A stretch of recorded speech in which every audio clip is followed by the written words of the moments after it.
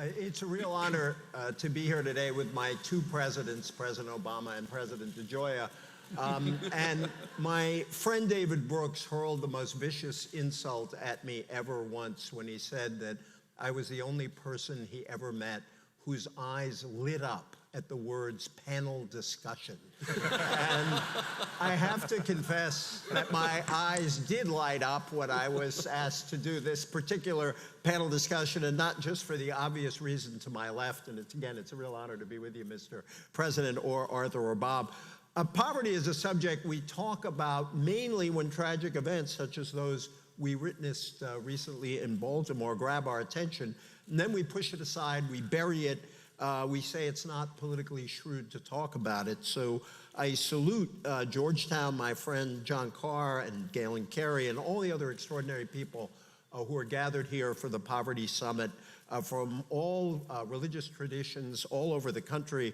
Our friend Jim Wallace once said that if you cut everything Jesus said about the poor out of the gospel, you have a book full of holes. And these are evangelicals, Catholics, and others who understand what the scriptures say. Just two quick organizing points on our discussion. The first is that when it's time to go, please keep your seats so the president can be escorted out.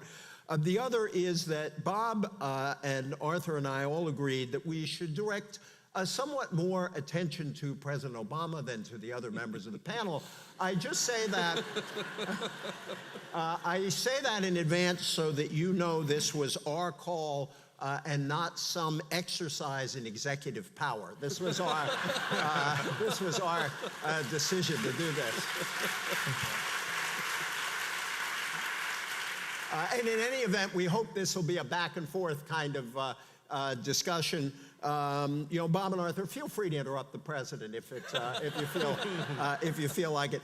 My first question, Mr. President, is the obvious one. A friend of mine said yesterday, when do presidents do panels?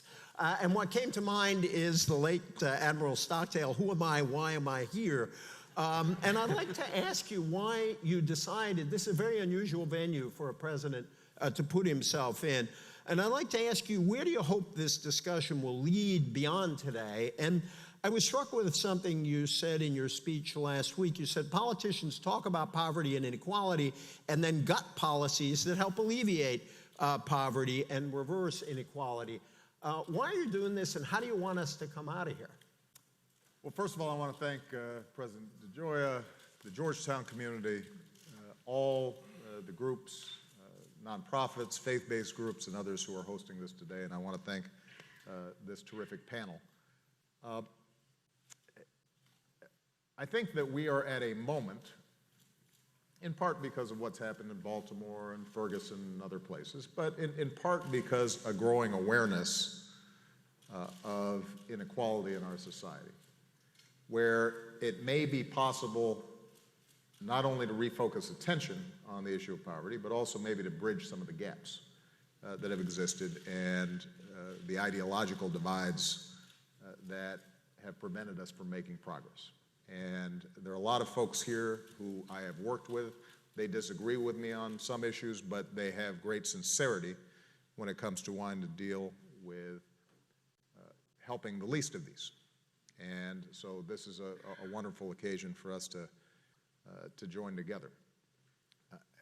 Part of the reason I thought this venue would be useful, and I wanted to have a dialogue with Bob and Arthur, is that we have been stuck, I think, for a long time in a debate that creates a couple of straw men, right?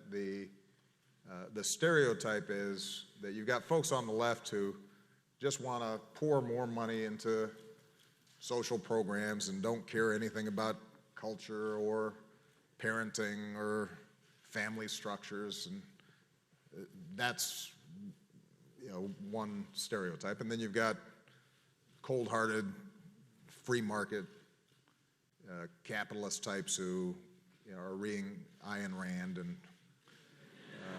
you know, think everybody's moochers, and that's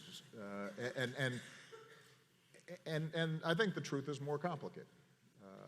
I think that there are those on the conservative spectrum who deeply care about the least of these, deeply care about the poor, exhibit that through their churches, through community groups, through philanthropic efforts, but are suspicious of what government can do. And then there are those on the left who I think are in the trenches every day and see how important parenting is and how important family structures are and the connective tissue that holds communities together, and recognize that that contributes to poverty when those structures fray, but also believe that government and resources can make a difference in creating an environment in which young people can succeed despite great odds. And it seems to me that if, coming out of this conversation, we can have a both-and conversation rather than either-or conversation, then we'll be making some progress. And the last point I guess I want to make is I also want to emphasize we can do something about these issues. I think it is a mistake for us to suggest that somehow every effort we make has failed and we are powerless to address poverty. That's just not true. First of all, just in absolute terms, the poverty rate, when you take into account tax and transfer programs, has been reduced about 40% since 1967. Now, that does not lessen our concern about communities where poverty remains chronic. It does suggest, though, that we have been able to lessen poverty when we decide we want to do something about it. In every low-income community around the country, there are programs that work to provide ladders of opportunity to young people. We just haven't figured out how to scale them up.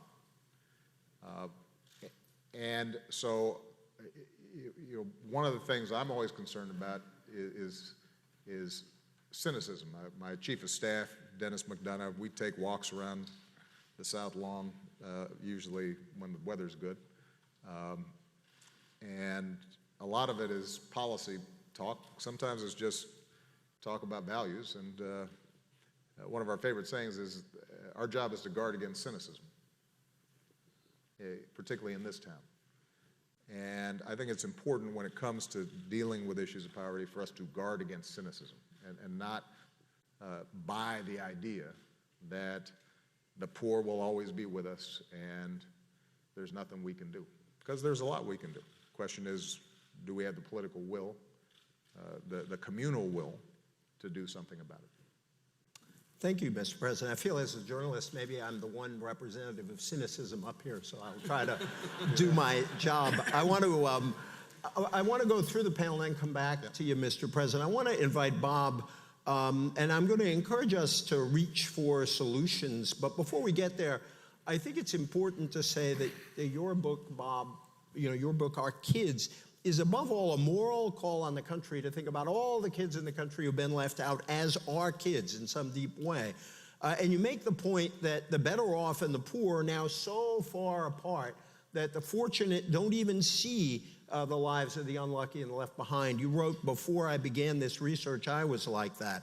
And following on what the president said, you insist that the decline in social mobility, the blocking of the American dream for so many, is a purple problem. And I may have some questions later on that, but I really would like you to lay out the red and blue components. And also, how do we break through a politics in which food stamp recipients are still somehow cast as privileged or the poor demonized? But I'd like you to lay out sort of the moral call of your book. Thanks. Thanks, E.J., and thanks to the President and to Arthur for joining me in this conversation.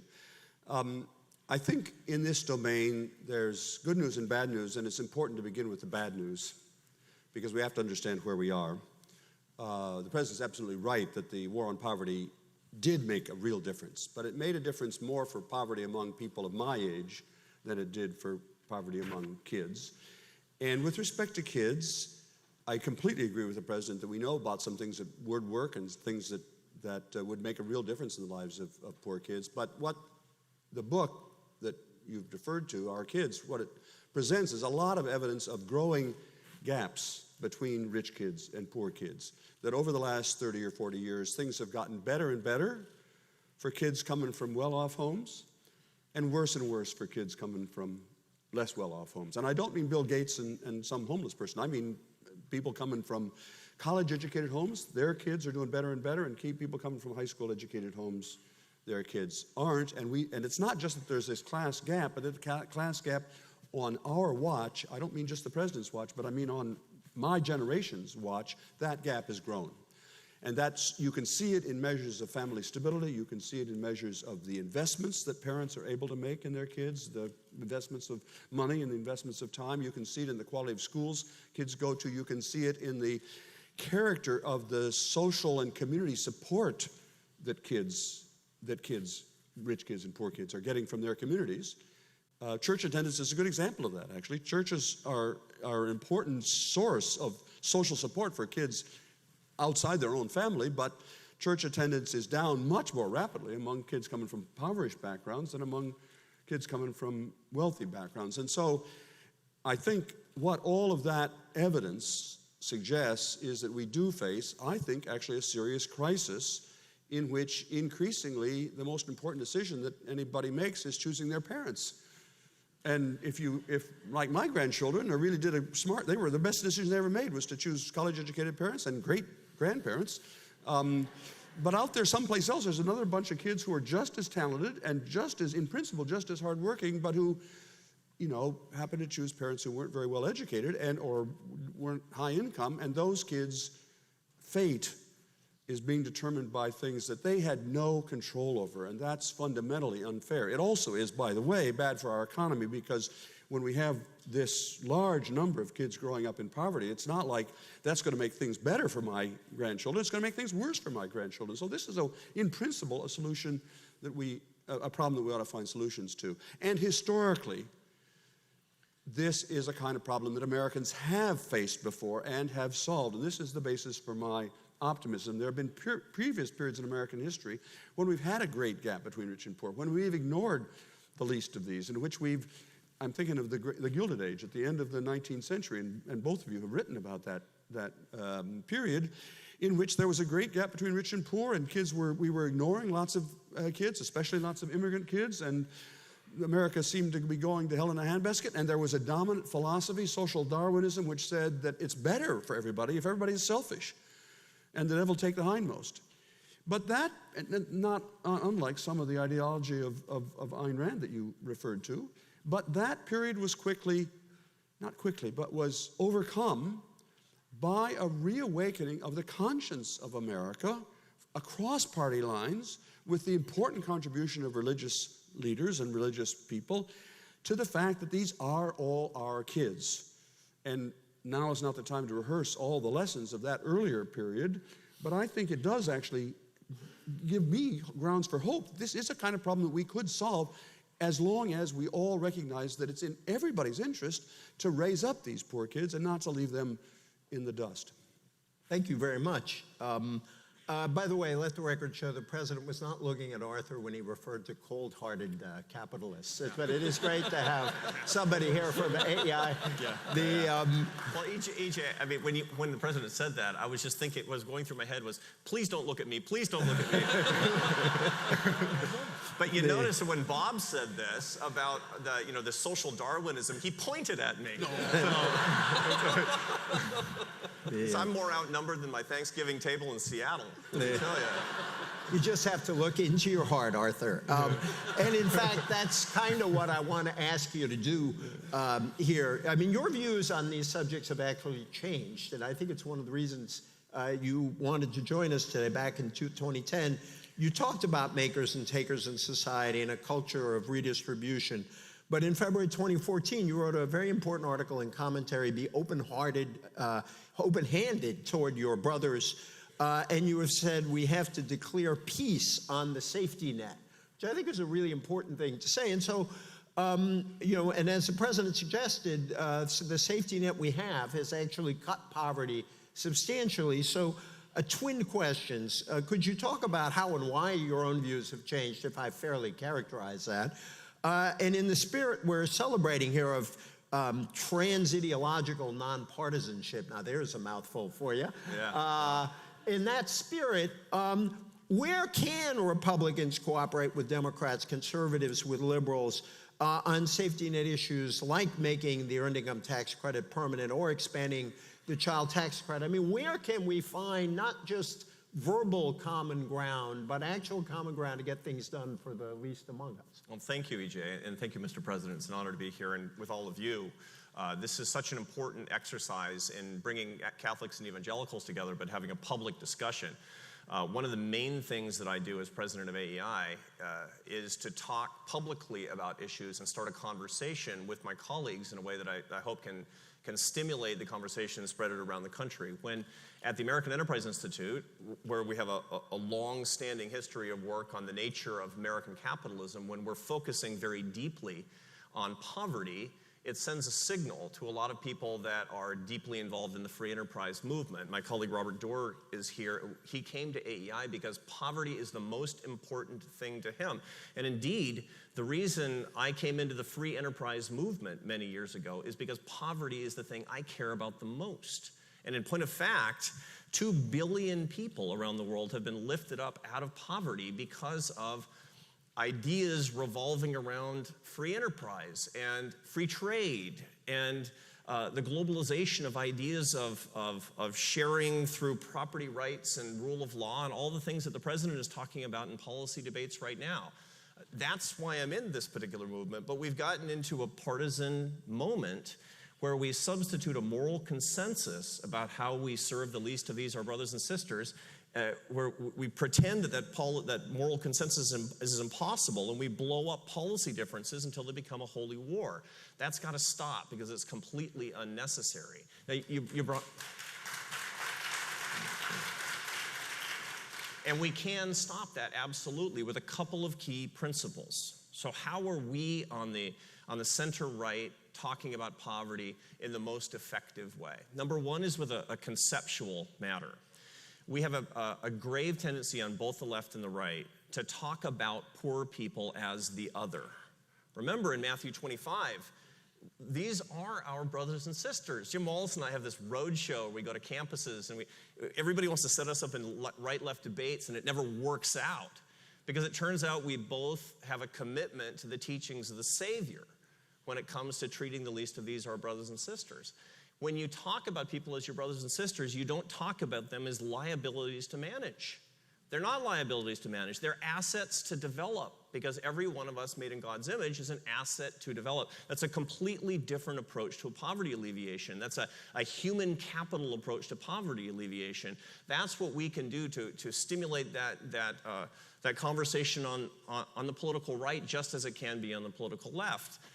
One concept that rides along with that is to point out, and this is what I do to many of my friends on Capitol Hill, I remind them that just because people are on public assistance doesn't mean they want to be on public assistance. And that's the difference between people who factually are making a living and who are accepting public assistance. It's an important matter to remember about the motivations of people and humanizing them. And then the question is, how can we come together? How can we come together? I have indeed written that it's time to declare peace on the safety net. And I say that as a political conservative. Why? Because Ronald Reagan said that. Because Friedrich Hayek said that. This is not a radical position. In fact, the social safety net is one of the greatest achievements of free enterprise, that we could have the wealth and largesse as a society, that we can help take care of people who are poor that we've never even met. It's ahistoric. It's never happened before. We should be proud of that. But then when I talk to conservative policymakers, I say, how should you distinguish yourself from the traditional positions in a marketplace of ideas from progressives? You should also talk about the fact that the safety net should be limited to people who are truly indigent, as opposed to being spread around in a way that metastasizes into middle-class entitlements and imperils our economy. And the third part is that help should always come with the dignifying power of work to the extent that we can. Then we can have, with these three ideas, declaring peace on the safety net, safety net only for the indigent, and always with work, then we can have an interesting moral consensus and policy competition of ideas and maybe make some progress. Thank you. In fact, I'm hoping people will challenge each other about what that actually means in terms of policy, and I want to invite the President to do that. I'm tempted, Mr. President, to ask you to sort of go in a couple of directions at once. One is I am, again, hoping that you can enlist Arthur as your lobbyist on this. One kind of question I want to ask is if John Boehner and Mitch McConnell were watching this and suddenly had a conversion, and there are a lot of religious people in the audience, so miracles. They're not watching this. It's hypothetically. Well, it's a religious audience. They believe in miracles. So if they said we are so persuaded that it's time we do something about the poor, Mr. President, tell us a few things that we'll actually pass. We'll do this. When you think about, we could talk kind of abstractly about, the family on the side and what government can do. What do you think would actually make a difference? So that's one kind of question I'm tempted to ask, and maybe you could put that into context of Bob's mention of the Gilded Age, because as you know, I was much taken by that Osawatomie speech. I even learned how to pronounce Osawatomie thanks to you back in 2020. Help me. Anyway, a couple of years ago. A couple of years ago, 2011. And it really did put this conversation in context where we do seem in certain ways to be having the problems we had back then. So what would you tell Congress? Please help me on this. And how do we sort of move out of this Gilded Age feeling kind of period? Well, let me tease out a couple of things that both Bob and Arthur said, and maybe some of these will be challenging to a couple of them. They may want to respond. But let me talk about big picture, and then we can talk about specifics. First of all, I think we can all stipulate that the best anti-poverty program is a job, which confers not just income, but structure and dignity and a sense of connection to community, which means we have to spend time thinking about the macroeconomy, the broader economy as a whole. Now, what has happened is that since, let's say, 1973, over the last 40 years, the share of income going to the bottom 90% has shrunk from about 65% down to about 53%. It's a big shift. It's a big transfer. And so we can't have a conversation about poverty without talking about what's happened to the middle class and the ladders of opportunity into the middle class. And when I read Bob's book, the first thing that strikes you is when he's growing up in Ohio, he's in a community where the banker is living in reasonable proximity to the janitor at the school. The janitor's daughter may be going out with the banker's son. There are a set of common institutions. They may attend the same church. They may be a member of the same Rotary Club. They may be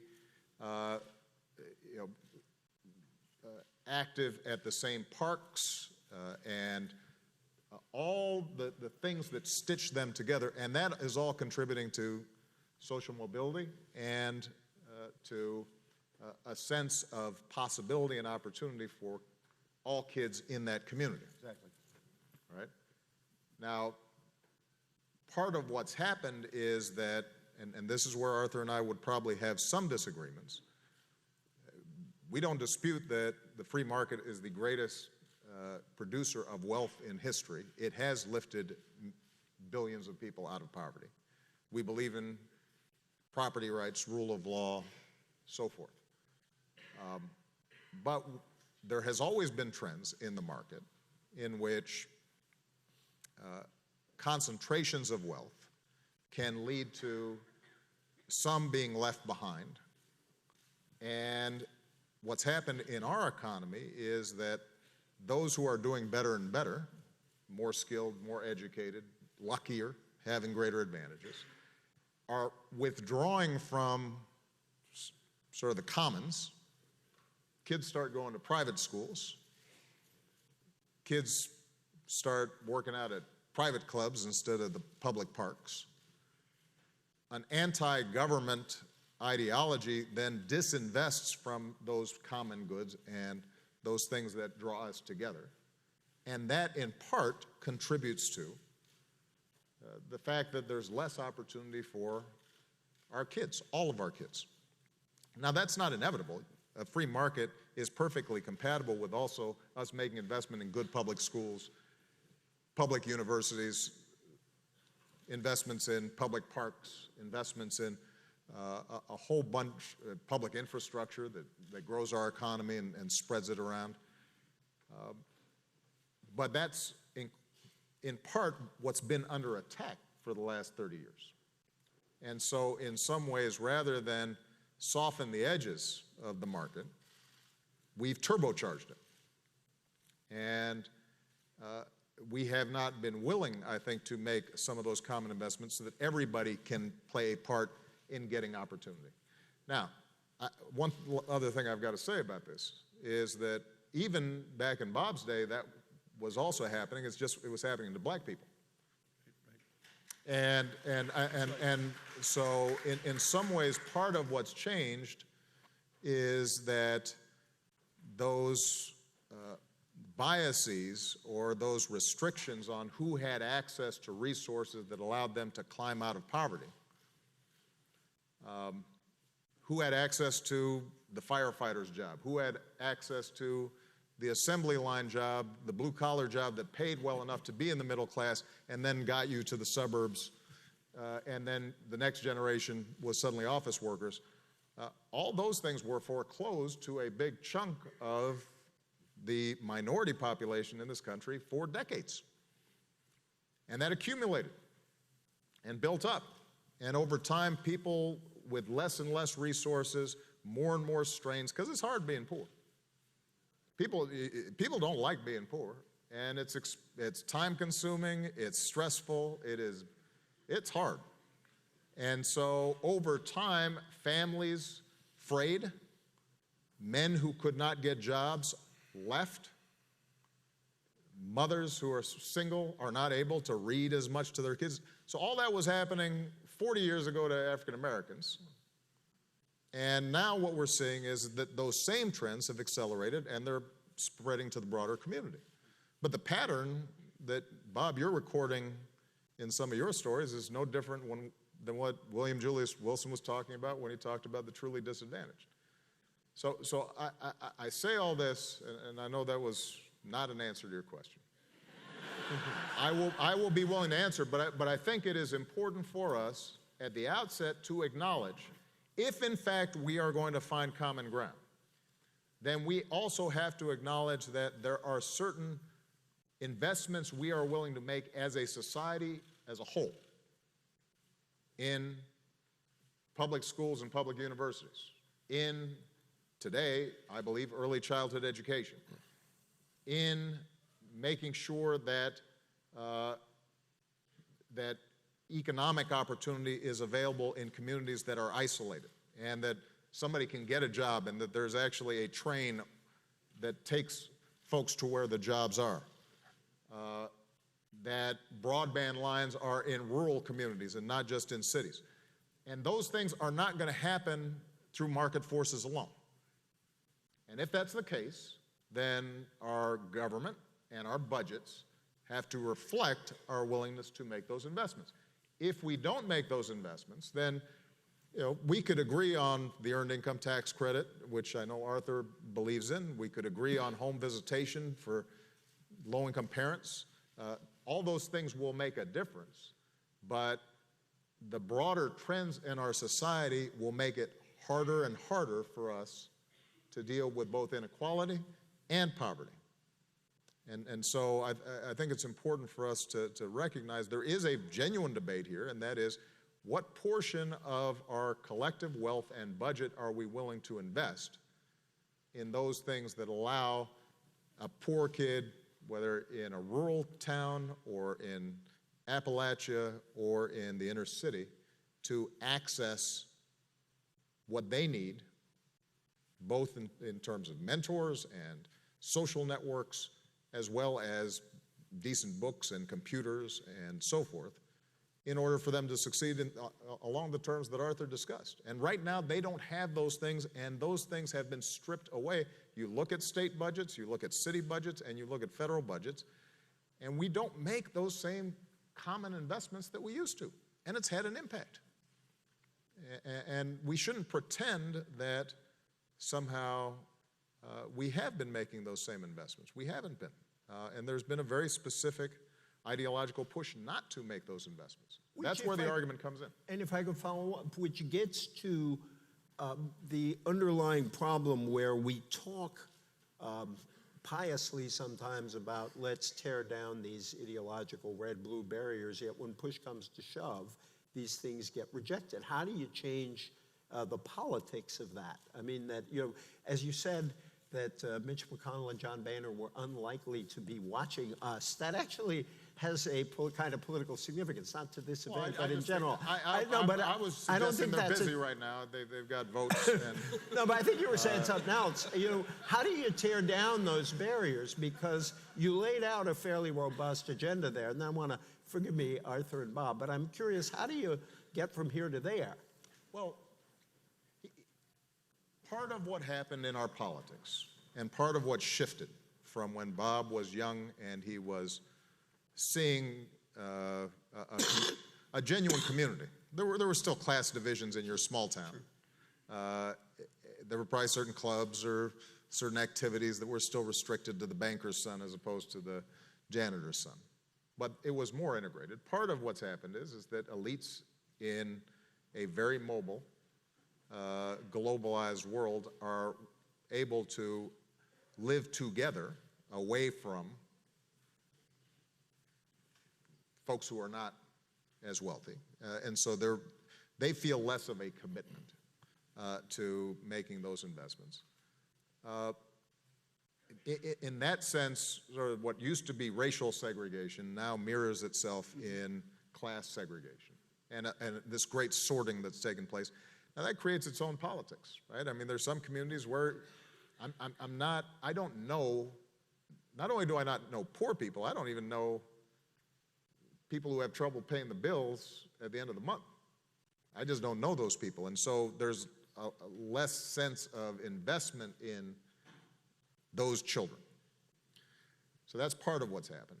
But part of it has also been, there's always been a strain in American politics where you've got the middle class and the question's been, who are you mad at if you're struggling? If you're working, but you don't seem to be getting ahead. And over the last 40 years, sadly, I think there's been an effort to either make folks mad at folks at the top or to be mad at folks at the bottom.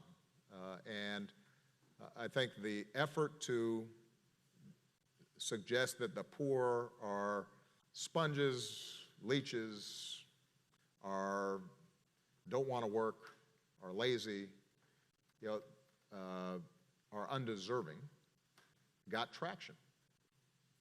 And look, it's still being propagated. I mean, I have to say that, if you watch Fox News on a regular basis, it is a constant menu. They will find, like, folks who make me mad. I don't know where they find them, right? They're all like, I don't want to work. I just want a free Obama phone or whatever. And that becomes an entire narrative, right, that gets worked up. And you, very rarely do you hear an interview of a waitress, which is much more typical, who's raising a couple of kids and is doing everything right but still can't pay the bills. And so if we're going to change how John Boehner and Mitch McConnell think, we're going to have to change how our body politic thinks, which means we're going to have to change how the media reports on these issues and how people's impressions of what it's like to struggle in this economy looks like, and how budgets connect to that. And it's a hard process because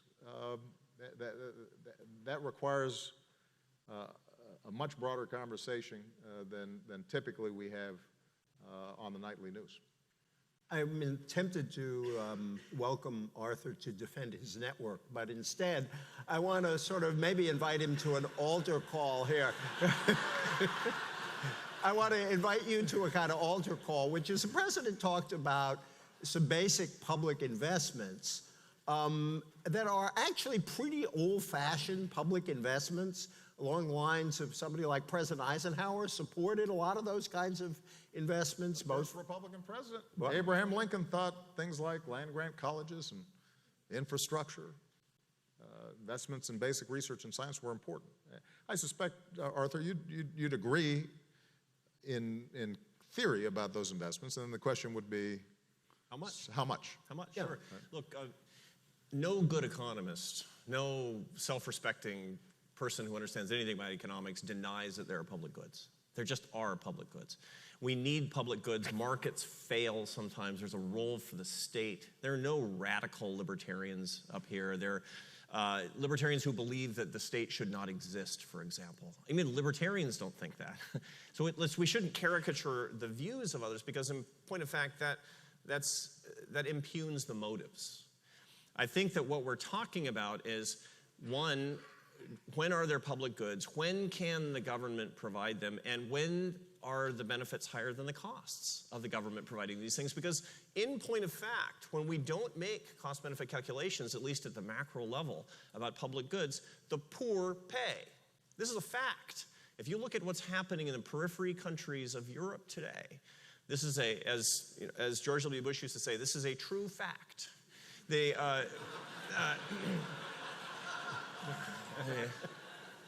It's more emphasis. There's nothing wrong. If you don't pay attention to the macroeconomy and the fiscal stability, you will become insolvent. And if you become insolvent, you will have austerity. And if you have austerity, the poor always pay. Jim Wallace taught me this. The poor always pay when there's austerity. The rich never pay. The rich never are left with the bill. It's the poor who are left with the bill. So if you join me in believing the safety net is a fundamental moral right, and it's a privilege of our society to provide, you must avoid austerity, and you must avoid insolvency. And the only way that you can do that is with smart policies. And I'm 100% sure that the president agrees with me about smart macroeconomic public policies. So I'm not caricaturing these views either. Although, can you believe he said Obama phone? And he's against the Obama phone, so let's stipulate to that. That's right. Yeah. Just only because they took away his phone. Now, since we believe that there should be public goods, then we're really talking about the system that provides them and provides them efficiently. The president talked about the changing structure of the income distribution, and it's unambiguously true. What I would urge us to regret is this notion that it's not a shift but a transfer. Okay, now, it's not a transfer. Since the 1970s, it's not that the rich have gotten richer because the poor have gotten poorer. The poor are not having their money taken away and given to the rich. The rich have gotten richer faster than the poor have moved up, and we might be concerned with that because that also reflects on opportunity. And as an opportunity society, as an equal opportunity society, we should all be really concerned with that. But to the extent that we can get away from this notion that the rich are stealing from the poor, then we can look at this, and I think in a way that's constructive. Why? Because the rich are our neighbors, and the poor are our neighbors, and everybody else should be our neighbors, and they're all our kids. And I think getting away from that rhetoric is really important. And then the last point is actually, as we come to consensus, is remembering that capitalism or socialism or social democracy or any system is just a system. Look, it's just a system. It's just a machine. It's like your car. You can do great good with it. You can do great evil with it. It can't go uninhibited so far. It can't drive on its own. Will soon enough. The economy never will be able to. Capitalism is nothing more than a system, and it must be predicated on right morals. It must be. Adam Smith taught me that. Adam Smith, the father of modern economics, he wrote The Wealth of Nations in 1776. 17 years before, he wrote The Theory of Moral Sentiments, which was a more important book because it talked about what it meant as a society to earn the right to have free enterprise, to have free economics. And it was true then, and it's still true today. So this is why this conference is so important. This conversation with the President of the United States is so important from my point of view. I say with appropriate humility, It's because we're talking about right morality toward our brothers and sisters, and built on that, that's when we can have an open discussion to get our capitalism right, and then the distribution of resources is only a tertiary question.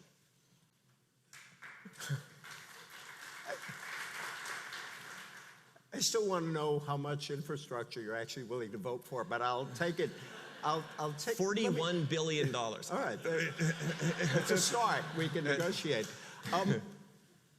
This is in a way for both the president and Bob, because in this conversation about poverty, there's kind of consensus on this stage that yes, you need to care about family structure, it really matters, but if you don't worry about the economy, you're not sort of thinking about why the battering rams against the family. And yet, this family conversation can make a lot of people feel uneasy, because it sounds like either you're not taking politics seriously or you're not taking the real economic pressures seriously. And I just want to share two things with the president and Bob and have you respond. One, as you can imagine, I asked a lot of smart people what they would ask about if they were in my position. And one very smart economist said, look, what we know is when we have really tight labor markets, unemployment down below, down to 4 or even lower, Kennedy Johnson years, World War II, at the end of the Clinton years, all kinds of good things start happening to poor people. So maybe this person said, even though he says, yes, family structure matters, let's stop with the moral lectures and just run a really tight economic policy, and we could have some really good things happen to us. And then the other thing I wanted to share, and I'm being pointed here, Mr. President, because you know, and I've heard you talk about this, but not that often publicly, which is, I've heard you in those sessions you do with opinion reporters. Ta-Nehisi Coates wrote something back in 2013 about your talk about what needs to happen inside the African-American community. And I know you remember this, taking full measure of the Obama presidency thus far, it is hard to avoid the conclusion that this White House has one way of addressing the social ills that afflict black people, and particularly black youth, and another way of addressing everyone else. I would have a hard time imagining the president telling the women of Barnard that, quotes, there's no longer room for any excuses, as though they were in the business of making them. I'd love you to address sort of the particular question about, maybe it is primarily about economics because we can't do much about the other things through government policy, and also answer Ta-Nehisi's critique, because I know you hear that a lot. Let Bob dive in. Then. Well, I'm going to try to respond to that, and of course I want to hear what the president has to say about that, but I wanted to just comment briefly on that earlier conversation about, first of all, about public goods. I agree very much with the president's framing of this issue, that is that we've disinvested in collective assets, collective goods that would benefit everybody, but are more important for poor people because they can't do it on their own. I want to just give one example of that that's very vivid. And this is a case where we've clearly shot ourselves in the foot. For most of the 20th century, all Americans of all walks of life thought that part of getting a good education was getting soft skills, not just reading, writing, arithmetic, but cooperation and teamwork and so on. And part of that was that everybody in the country got free access to extracurricular activities, band and football and music and so on. But beginning about 20 years ago, the view developed, which is really, really deeply evil, that's just a frill.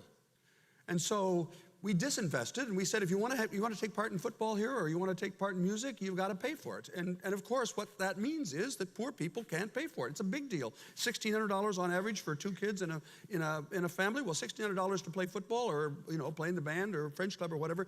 It's not a big deal if your income is $200,000, but if your income is $16,000, who in their right mind is going to be paying 10% of their family income? So it seems to me that that's a case where the allegation that the benefits of learning teamwork and hard skills and so,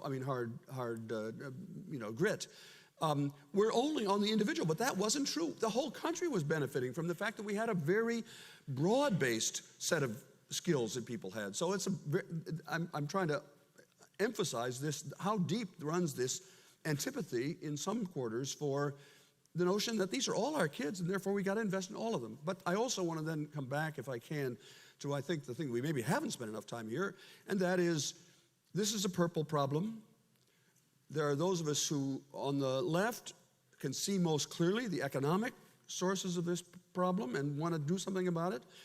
But then there are people on the conservative side, especially religious people, who use a different lens, and they can see most clearly the effects of family disruption among poor families of all races on the prospects of kids. And in the stories of the kids that we gathered across America, I want to return a little bit, not just to the abstract discussion of poverty, but to real kids. Mary Sue in Port Clinton doesn't have anything like the same opportunities as my granddaughter, but part of that is because Mary Sue's parents behaved in very irresponsible ways. We interviewed a kid from, a young woman from Duluth who is now on drugs. How did she get on drugs? Because her dad was addicted to meth and wanted to get high, but didn't want to get high alone, so her dad taught, Molly is her name, how to do meth. I don't even know how you do meth myself. I have to check with him. So, and it's systematically, the fact is we all know this, that it's, I'm not making an attack on single moms who are often doing terrific jobs in the face of lots of obstacles, but I am saying it's harder to do that, and therefore we need to think, all of us, including those of us, and I know the president agrees with me about this, even those of us on the more progressive side, have to think, how did we get into a state in which 2/3 of American kids coming from what we used to call the working class have only a single parent, and what can we do to fix that? I'm not sure this is government's role, but I do think that if we're concerned about poverty, we also, all of us, have to think about this purple side of the problem. I mean, this family side of the problem, and we shouldn't. Those of us on, I'm now speaking to my side of the choir. We shouldn't just assume that anybody who talks about family stability is somehow saying that the economics don't matter. Of course the economics matter. It's both and, it's not either or. Mr. President? Well, a couple of things I would say. First of all, just going back to something Arthur said earlier about how we characterize the wealthy and did they take this extra wealth from the poor, the middle class. These are broad economic trends, turbocharged by technology and globalization, a winner-take-all economy that allows those with even slightly better skills to massively expand their reach and their markets, and they make more money, and it gets more concentrated, and that then reinforces itself. But there are values and decisions that have aided and abetted that process. So, for example,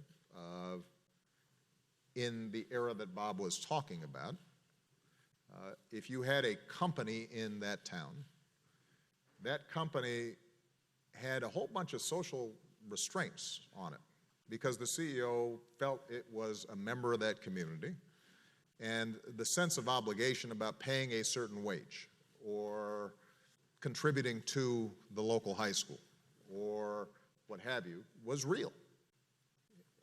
And today, the average Fortune 500 company, some are great corporate citizens, some are great employers, but they don't have to be, and that's certainly not how they're judged. And that may account for the fact that where a previous CEO of a company might have made 50 times the average wage of the worker, they might now make 1,000 times or 2,000 times. And that's now accepted practice inside the corporate boardroom. Now that's not because they're bad people, it's just that they have been freed from a certain set of social constraints. And those values have changed. And sometimes tax policy has encouraged that. And government policy has encouraged that. And there's a whole literature that justifies that as, well, that's what you need to get the best CEO, and they're bringing the most value. And then you do tip into a little bit of Ayn Rand, which, Arthur, I think you'd be the first to acknowledge, because, you know, I'm in dinners with some of your buddies, you know, and I have conversations with them.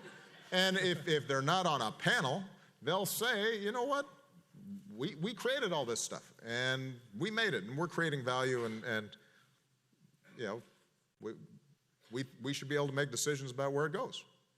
So there's less commitment to those public goods, even though a good economist who's read Adam Smith's moral sentiments would acknowledge that actually we're underinvesting, or at least we have to have a certain investment. So that's point number one. Point number two on this whole family character, values, structure issue. It's true that if I'm giving a commencement at Morehouse, that I will have a conversation with young black men about taking responsibility as fathers that I probably will not have with the women of Barnard. And I make no apologies for that. And the reason is because I am a black man who grew up without a father. And I know the cost that I paid for that. And I also know that I have the capacity to break that cycle. And as a consequence, I think my daughters are better off.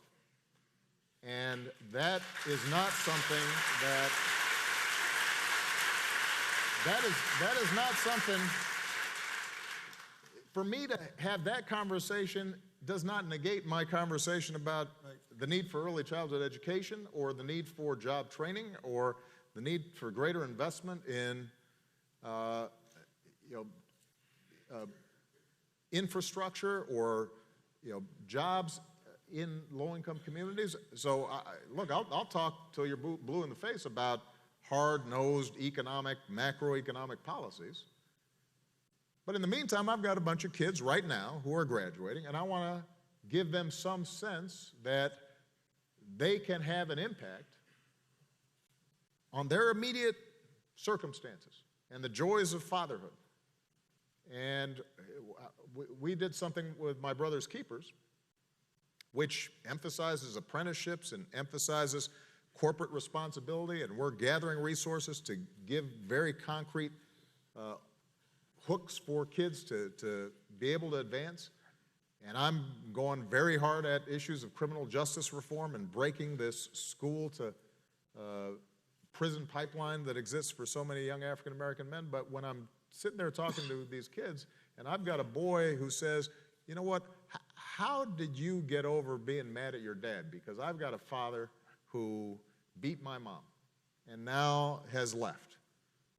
And has left the state, and I've never seen him because he's trying to avoid $83,000 in child support payments. And I want to love my dad, but I don't know how to do that. I'm not going to have a conversation with him about macroeconomics. I'm going to have a conversation with him about how I tried to understand what it is that my father had gone through and how issues of that were very specific to him created his difficulties in his relationships and his children, so that I might be able to forgive him and that I might then be able to come to terms with that. And I don't apologize for that conversation. I think, and so this is what I mean when this is where I agree very much with Bob, that this is not an either-or conversation. It is a both-and. The reason we get trapped in the either-or conversation is because all too often, not Arthur, but those who have argued against a safety net or argued against government programs have used the rationale that character matters, family matters, values matter, as a rationale for the disinvestment in public goods that took place over the course of 20 to 30 years. If, in fact, the most important thing is character and parents, then it's okay if we don't have band and music at school. That's the argument that you will hear. It's okay. Look, there are immigrant kids who are learning in schools that are much worse, and we're spending huge amounts in the district, and we still get poor outcomes. And so obviously money is not the issue. And so what you hear is a logic that is used as an excuse to underinvest in those public goods. And that's why I think a lot of people are resistant to it. and are skeptical of that conversation. And I guess what I'm saying is that, guarding against cynicism, what we should say is we are going to argue hard for those public investments. We're going to argue hard for early childhood education because, by the way, if a young kid, 3, 4 years old, is hearing a lot of words, the science tells us that they're going to be more likely to succeed at school. And if they've got trained and decently paid teachers in that preschool, then they're actually going to get, by the time they're in third grade, they'll be reading at grade level. And those are all very concrete policies, but it requires some money. We're going to argue hard for that stuff. And lo and behold, if we do those things, the values and the character that those kids are learning in a loving environment where they can succeed in school and they're being praised and they can read at grade level and they're less likely to drop out. And it turns out that when they're succeeding at school and they've got resources, they're less likely to get pregnant as teens and less likely to engage in drugs and less likely to be involved in the criminal justice system. That is a reinforcement of the values and characters that we want. And that's where we as a society have the capacity to make a real difference. But it will cost us some money. It will cost us some money. It's not free. You look at a state like California that used to have by far the best public higher education system in the world, and there's a direct correlation between Proposition 13 and the slow disinvestment in the public university system so that it became very, very expensive. And kids got priced out of the market. Or they started taking on a whole bunch of debt. Now that was a public policy choice based on folks not wanting to pay property taxes. And that's true in cities and counties and states all across the country. And that's really a big part of our political argument. So I am all for values, I am all for character, but I also know that that character and that values, the values that our kids have that allow them to succeed, and delayed gratification and discipline and hard work, that all those things in part are shaped by what they see really early on. And some of those kids right now, because of no fault of those kids and because of history and some tough going generationally, some of those kids, they're not going to get help at home. They're not going to get enough help at home. And the question then becomes, are we committed to helping them instead? That's right. Mr. President, I want to follow up on that and then invite Arthur and Bob to reply. Arthur, you clearly got a plenary indulgence in this session on all kinds of positions.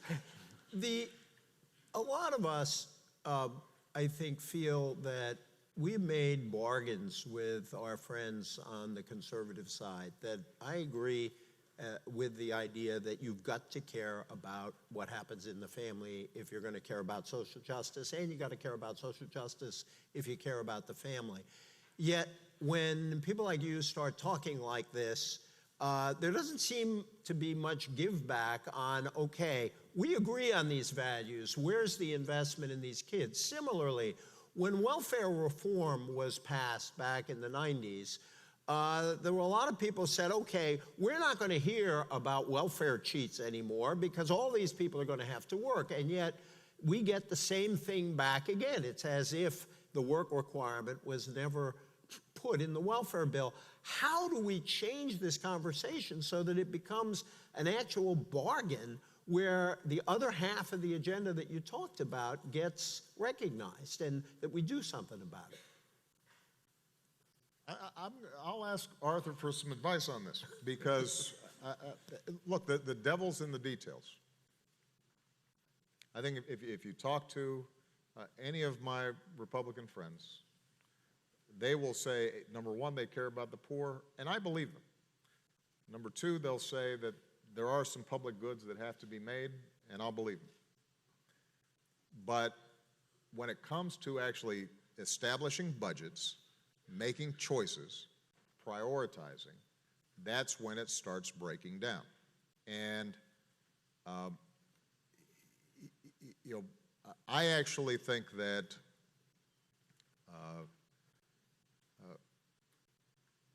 There will come a time when political pressure leads to a shift, because more and more families, not just inner city African American families or Hispanic families in the barrios, but more and more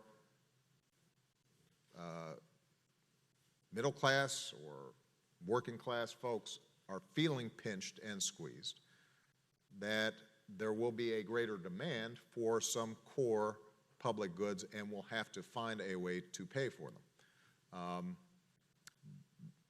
But ultimately, there are going to have to be some choices made. When I, for example, make an argument about closing the carried interest loophole that exists, whereby hedge fund managers are paying 15% on the fees and income that they collect.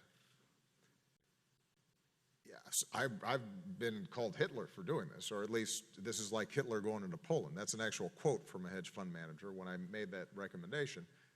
The top 25 hedge fund managers made more than all the kindergarten teachers in the country.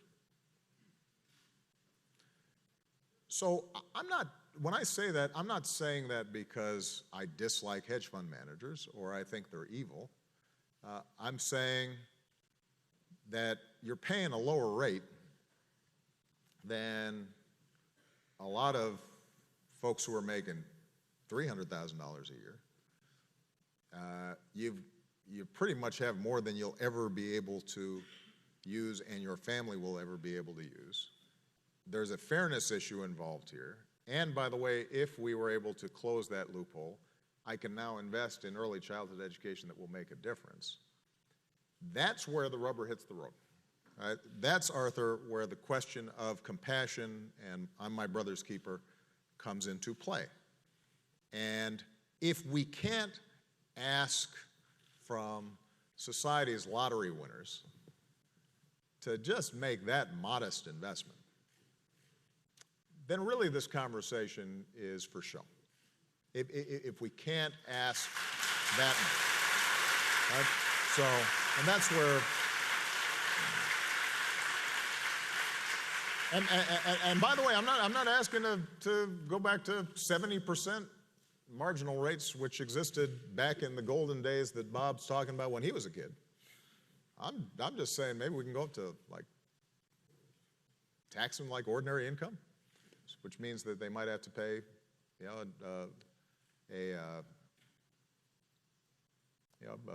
a true rate of around 23, 25%, which by historical standards, post-war era, would still be really low. So that's the kind of issue where if we can't bridge that gap, then I suspect we're not going to make as much progress as we need to, although we can find some areas of agreement like the earned income credit, which I give Arthur a lot of credit for extolling because it encourages work and it could help actually strengthen families. So Arthur, raise capital gains taxes for us here. Yeah, sure. Sure. Fine. These are show issues. Corporate jets are show issues. Carried interest is a show issue. The real issue, middle class entitlements. 70% of the federal budget. That's where the real money is. And the truth of the matter is, until we can take that on, if we want to make progress, if the left and right want to make progress politically as they put together budgets, they're going to have to make progress on that. Now, if we want to increase taxes on carried interest, I mean, that's fine for me. Not that I can speak for everybody. Certainly not everybody on the Republican side. And by the way, Mitch McConnell and John Boehner are watching, at least indirectly, and they're paying attention to this, 100% sure, because they care a lot about this. And they care a lot about both culture and economics, and they care a lot about poverty. And again, we have to be really careful not to impugn their motives. And impugning motives on the other side is the #1 barrier against making progress. Ad hominem is something we should declare war on and defeat, because then we can take on issues on their face, I think. It's really important morally for us to be able to do that. Who, by the way, were you having dinner with who was discussing Ayn Rand, and why wasn't I invited? So if we want to make progress, let's decide that we have a preference let's have a rumble over how much money we're spending on public goods for poor people, for sure. And Republicans should say, I want to spend money on programs for the poor, but I think these ones are counterproductive, and I think these ones are ineffective. And Democrats should say, no, they're not. We've never done them right, and they've always been underfunded. I want to have that competition of ideas. That's really productive. But we can't even get to that when politicians on the left and the right are conspiring to not touch middle-class entitlements, because we're looking at it in terms of the right saying all the money's gone on this, and the left saying all we need is a lot more money on top of these things, when most people who are looking at it realize that this is an unsustainable path. It's an unsustainable path for lots of things, not just programs for the poor. We can't adequately fund our military. I think you and I would have a tremendous amount of agreement about the misguided notion of the sequester, for lots of reasons, because we can't spend money on purpose. And that's what we need to do when we're on an automatic path to spend tons of money in entitlements that are leading us to fiscal unsustainability. We can't get to these progressive conversations where conservatives and liberals really disagree and can work together potentially to help poor people and defend our nation. But I just want to say, if the carried interest is a show issue, why can't we just get it out of the way and move forward, you know? But that's, well... Again, DJ, fine. It is real money. It's, yeah, I mean... It's real money. Let me, wait, here's what I'd like to do. I think we have about 3 minutes left, so I'd like Bob to speak, and then I have one last question for the president. Well, probably all of us would agree about this.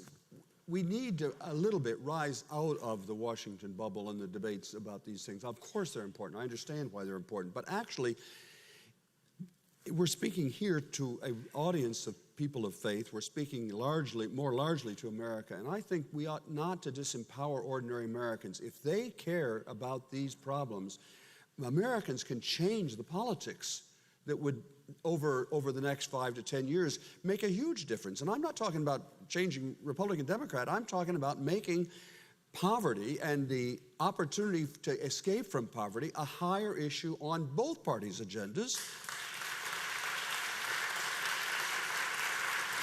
I have some hope that that will happen.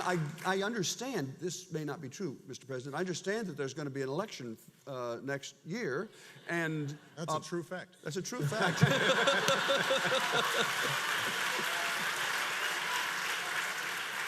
And I think American voters should insist that the highest domestic priority issue is this issue of the opportunity gap, the fact we're talking about. This is not a third-order issue. It's a really important issue. And ask candidates, what are you going to do about it? And then just use your own common sense. Is that the right way to go forward?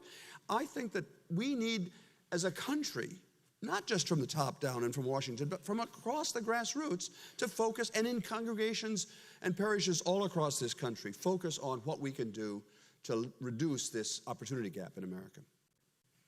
Mr. President, I wanted you to reflect on this religious question. I mean, one of your first salaries was actually paid for by a group of Catholic churches, something Cardinal McCarrick knows that, but not a lot of Catholic bishops notice that, you were organizing for a group of Southside churches. You know what faith-based groups can do, and I'd like you to talk about sort of three things at the same time, which is the role of the religious community simply in calling attention to this problem, the issues of how government can cooperate with these groups, and sort of the prophetic role of these ideas for you, where your own reflections on your own faith have led you on these questions. Well, first of all, it's true. My first job was funded through the Campaign for Human Development, which was the social justice arm of the Catholic Church. And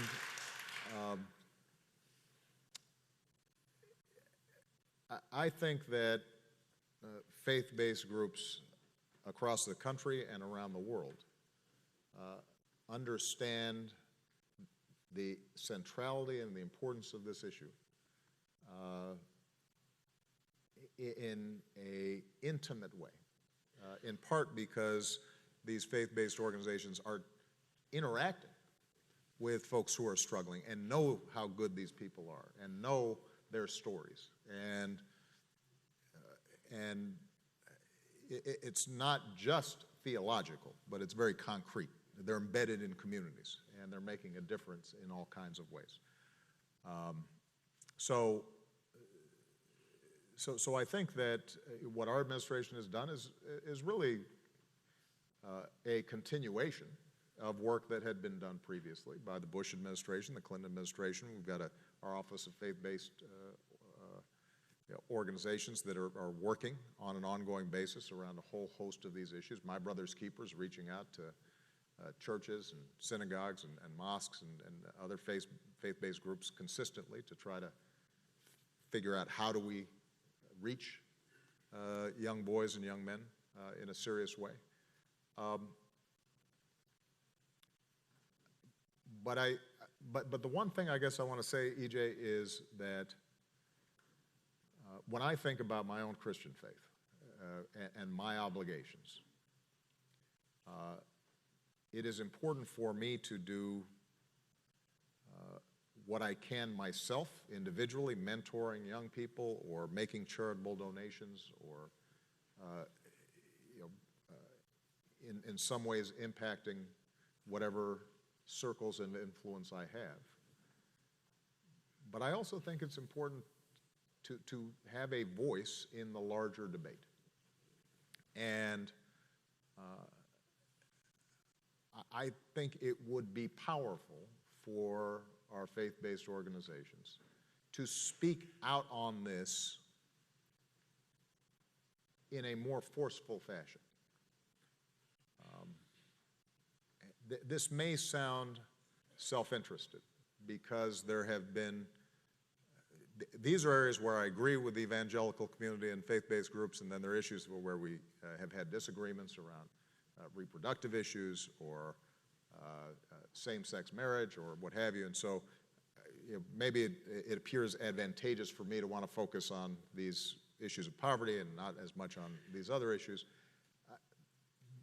But I want to insist, first of all, I will not be part of the election next year. So this is more just a broader reflection as somebody who's worked with churches and worked in communities. There is great caring and great concern, but when it comes to what are you really going to the mat for? Like what's the defining issue?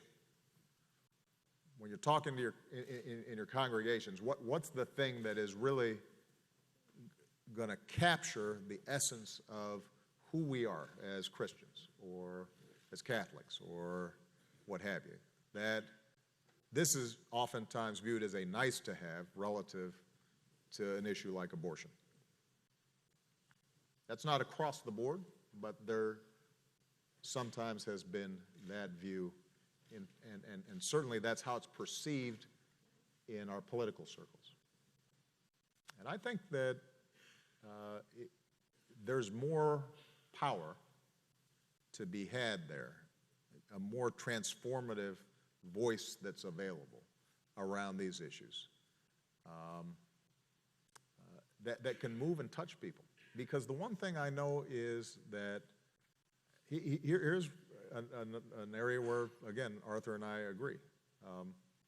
I think fundamentally people want to do the right thing. I think people don't set out wanting to be selfish. I think people would like to see a society in which everybody has opportunity. I think that's true up and down the line, across the board. But they feel as if it's not possible. And there's noise out there, and there's arguments, and there's contention. And so people withdraw, and they restrict themselves to what can I do in my church or what can I do in my community, and that's important. But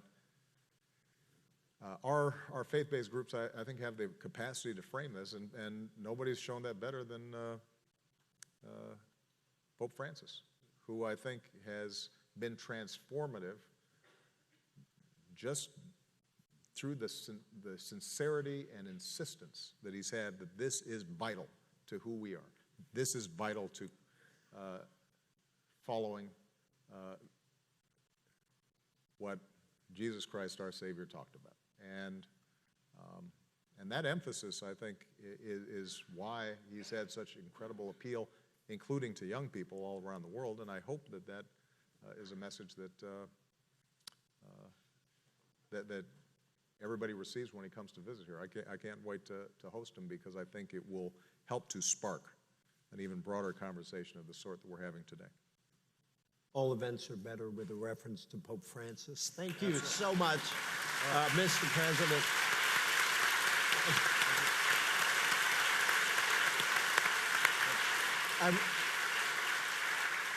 I really want to thank Arthur and Bob, and thank you, Bob, for writing this book that's moved us all, and thank you, Mr. President, for being here, and John and Galen and so many others for creating this. If I may close by simultaneously quoting Amos and Dr. King, "Let justice roll down like waters and righteousness like a mighty stream." Bless you all. Thank you, Mr. President. Thank you.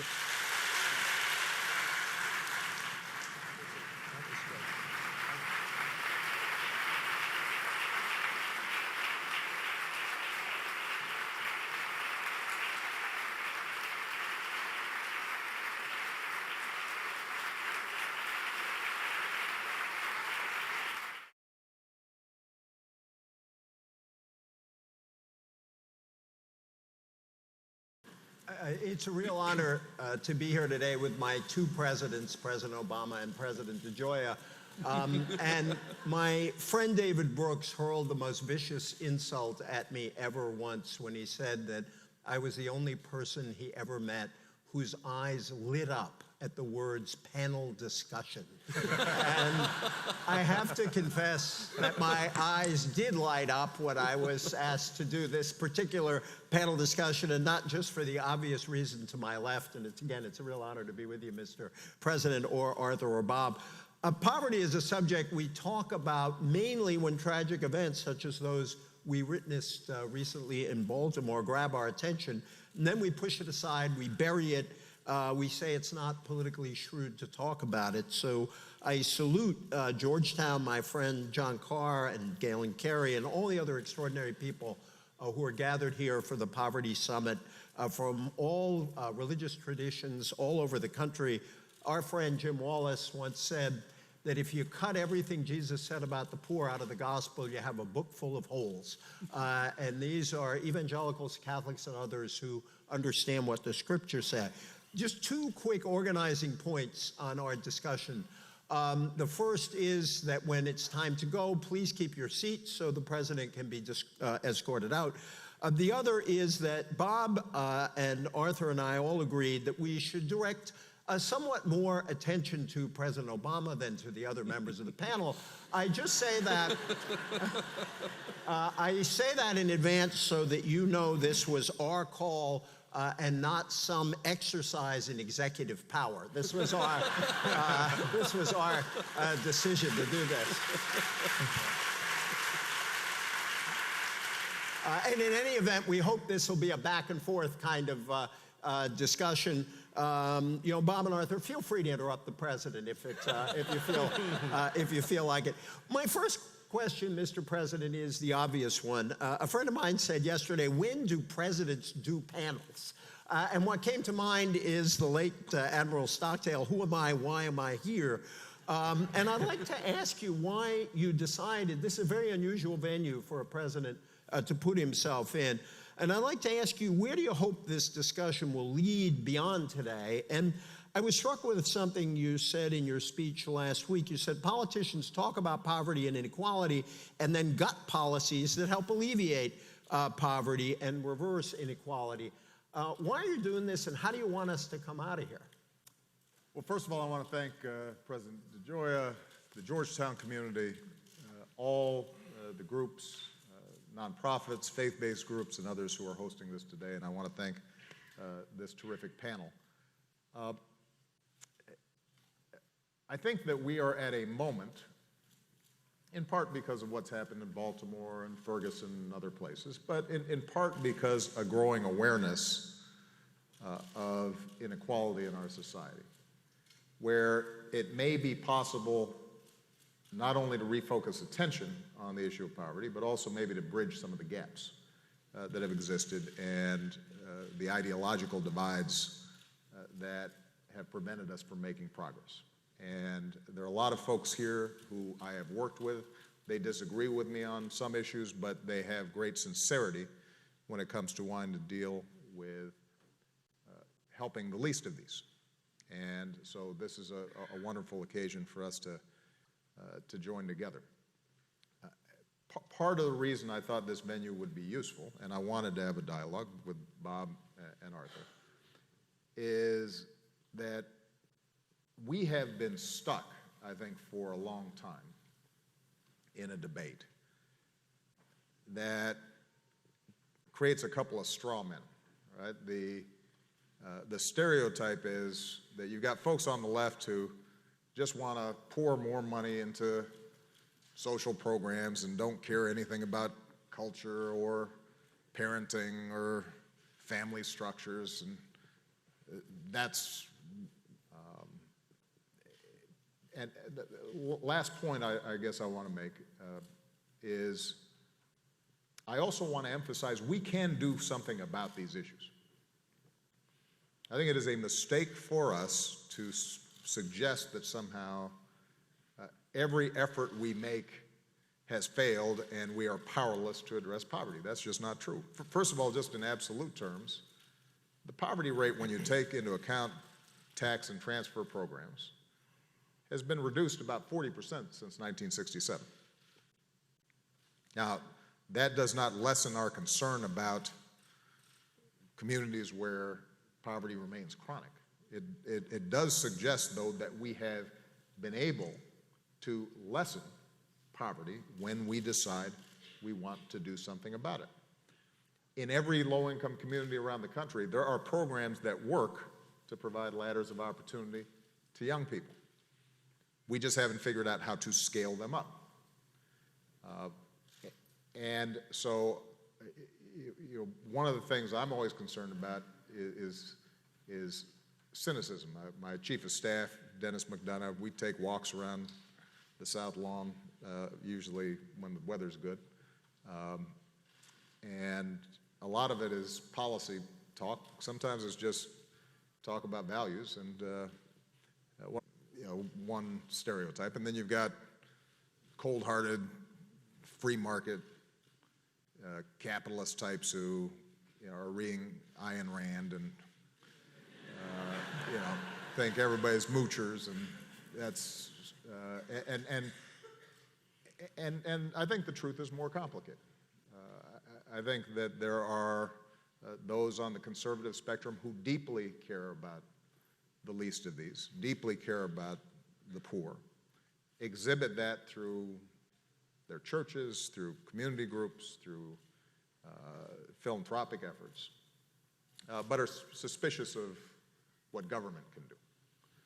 And then there are those on the left who I think are in the trenches every day and see how important parenting is and how important family structures are and the connective tissue that holds communities together, and recognize that that contributes to poverty when those structures fray, but also believe that government and resources can make a difference in creating an environment in which young people can succeed despite great odds. And it seems to me that if, coming out of this conversation, we can have a both-and conversation rather than either-or conversation, then we'll be making some progress.